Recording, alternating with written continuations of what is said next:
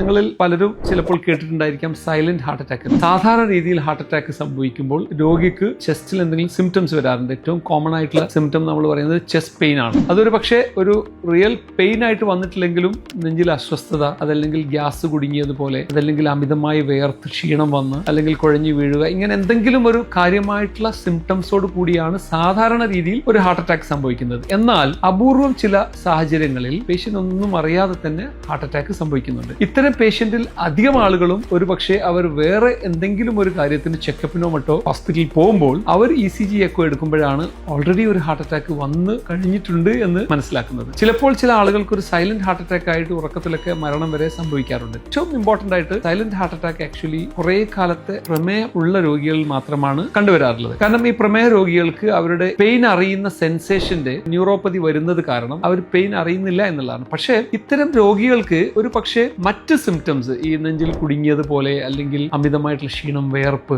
അതല്ലെങ്കിൽ നെഞ്ചിൽ ഭാരം കയറ്റിയതുപോലെ എന്നീ രീതിയിലുള്ള ലക്ഷണങ്ങൾ വളരെ കോമൺ ആണ്. ആ ലക്ഷണവും ഇല്ലാതെ ഹാർട്ട് അറ്റാക്ക് വരുന്നത് വളരെ അപൂർവമാണ്. പക്ഷേ ഒരുപക്ഷെ രോഗികൾ അത്തരം ലക്ഷണത്തെ ശ്രദ്ധിക്കാതെ വിടുന്നത് കൊണ്ടാണ് അവർ അത് അറിയാതെ പോകുന്നത്. അപ്പോൾ തീർച്ചയായിട്ടും കുറെ കാലത്തെ ഷുഗർ ഉള്ള പേഷ്യൻസ് ആണെങ്കിൽ ഇത്തരം ചെസ്റ്റിൽ വരുന്ന നെഞ്ചുവേദന തന്നെ വരണം എന്ന് നിർബന്ധമില്ല. ഏതൊരു ചെസ്റ്റിലുള്ള സിംറ്റംസ് വരികയാണെങ്കിലും നമ്മൾ അതൊന്ന് ശ്രദ്ധിക്കേണ്ടതും അതിനെ ഫർദർ എവാലുവേറ്റ് ചെയ്യേണ്ടതും ഒരു എക്സ്പെർട്ട് കാർഡിയോളജിസ്റ്റിന്റെ ഒപ്പീനിയൻ എടുക്കേണ്ടതുമാണ് എന്ന കാര്യമാണ് എനിക്ക് ഈ വിഷയത്തെക്കുറിച്ച് പറയാനുള്ളത്.